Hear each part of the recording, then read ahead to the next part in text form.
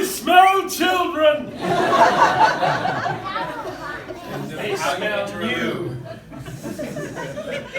Those first games, I tried to bring him to his personality, and then the script lent itself to me be like, oh, what if this little kid was so excited to get out there and finally get out there and hang out with his best friend or the guy that he always wanted to hang out with and do all these fun things. So in my performance, whenever he's talking or anything like that, I try to do it that when you hear it, you kind of feel like the energy of that young kid trying to do all those things that he's always dreamed to do. And he just happens to look like and he looks like Sonic. Yeah. You speak quickly. Oh yeah, we've been doing a lot of these interviews. Yeah, so that was the whole idea, to try to feel that heart, that love, and that comedy in there. There's a really great friendship developing between you guys, between Sonic and Tom. And I would love to know, first of all, what were you acting with? Like, what kind of physical things did you have to develop a relationship with? Great question. I've tried to tune them out of my life, but let's go back and remind me what it was. It was a blue sandbag that I would hold when I had to hold Sonic, so it looked like I was holding something with weight. There was a little crudely made stuffed animal with a vapid The sandbag was the good days. The sandbag was the good days. Those are the easy days. Yes. And then most of the time it was a tripod with a little piece of tape, because obviously we couldn't have the character there, because the animators were going to create the character. So I was trying not to lose my mind and go crazy, staring into middle distance space and talking to something that wasn't there. So, but it was cool because I got to use my imagination, sort of turn myself back into a kid again, and bring myself into that world, and just rely on the imagination, I guess. Yeah. I've always had a dialogue going with an imaginary character. It's a bungee jumper that lives in my nose. Does he have a name, Jen? Does the bungee jumper have a name? Furby. Oh, it's Furby! Watch on screen, you act with every part of your body, I every facial muscle, everything. We feel it and we enjoy it. I would love to know, when you get a character like this, what sort of shapes and informs your choices when you are creating this character that we've never really seen before?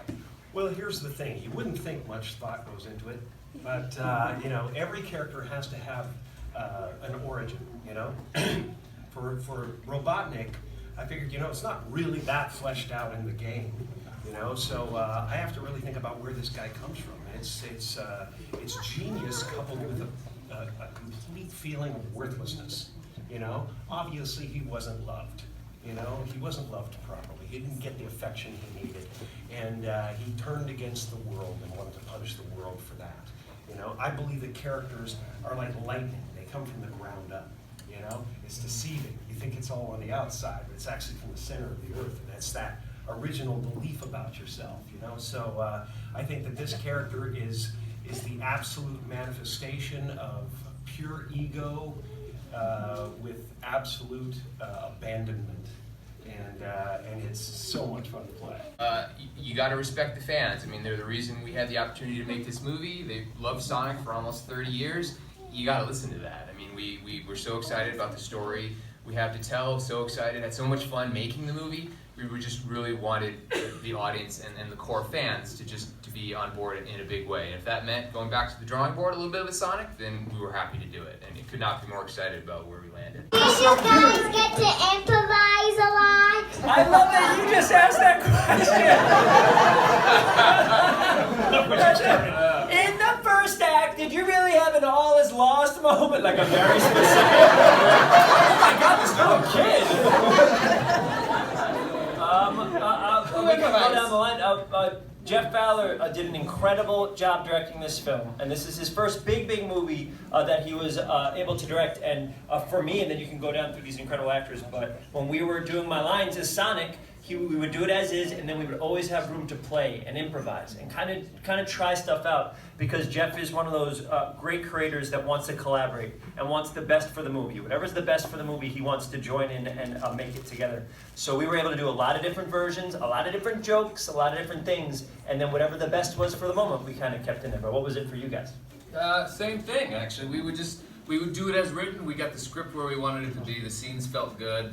The dynamic between us was like a good little banter back and forth, and we would do it as written. And then sometimes we just go off the page a little bit and improvise and have fun with it. If it worked, great. If it didn't, then you cut it out of the movie. Jeff told me that the script was written in stone. Anybody else can do stuff, but not Jim. Not me. Not me. I was not allowed to create on this movie. No, of course. It's a combination always of things, and you get a little bit of this and a little bit of that. To me, I read the script, I love the script, and I learn the script, and then the writer inside my brain starts working, and then I start dreaming, and then over breakfast something happens, and by the time I get to the set I have 10 or 15 ideas I want to try, and the memory of the script goes out the window temporarily, and then it's a matter of maybe 3 of the ideas I came up with getting in the film. Is that about right? I think a few more than Something 3. like that. And the rest are like tacked up on poles and on people's foreheads so that I don't have to use my memory. And I can just go kind of, when I glance around and catch something, it happens. And then there's the stuff on the set. When you're really in it and you're really having fun and you really understand your character, things grow, just things pop out. It's like popcorn. It's wonderful popcorn. If you couple your dreams, no matter how amazing they are, with a lot of hard work and effort, and you keep chugging toward them, and make yourself believe they can happen, amazing things happen. That's all. That's all I can say. Believe in miracles. I would love for kids to watch this movie and have a great time and come away with from watching the movie understanding the importance of accepting people, things, animals, anything that may be different from you, and finding friendships in maybe unlikely places, and the importance of connection and the importance of friendship. I'll tell you why he's so angry. Because he's very, very lonely in his heart. And he tried to make himself happy by owning everything and building something that no one else could build. And he was focused on that, and he lost that little part of himself that is Sonic. And Sonic is the absolute example of pure kid-like, pure, innocent, electric play energy that Robotnik doesn't have and he can't own. And I'd say that, there's a lot of people out there with a Sonic-shaped hole in their heart. Amen. Fine spark. Sonic looks at the world like play, and Robotnik can't do that. He's so concerned with what people think of him, and making a mark that can never be erased in the world, and that's what people get caught up in sometimes. And the real magic in life is to hang on to that kid in you. I will not get out of bed for at least $5 million.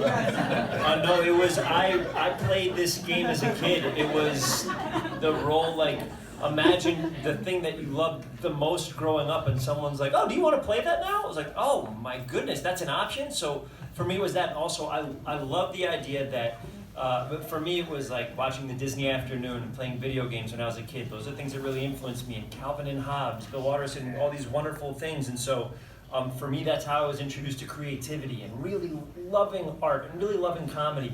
So I thought, man, how lucky am I that I could possibly be someone's entryway into what Sonic is. And a child here may not have seen Sonic before, and the voice that I give might connect with them in a way that made me as excited to watch cartoons or to play video games. So I was so excited that I was able to be a part of the legacy of what is this character. I wanted to do it because I got to be Sonic's best friend. And that's it. That was it. #1 best friend of Sonic's right here. So now, Lord. I wanted to do it because we're watching all these machines and robots and stuff come to life, right, in our lives. Some of us are worried about it, And oh my gosh, is it going to take my job? Maybe he'll be an actor better than me, you know, and stuff like that. And people are putting chips in their head, and they'll be like attached to the Library of Congress, or like they'll try to talk to somebody, and eventually, you know, they'll kind of gloss over, and you'll realize you're watching a movie, aren't you? Inside your retina, you know. And so there's all these things that are happening so fast. And for me, this character is a way to take that and whatever fears we might have and turn it into something funny and fun and deal with those things, you know?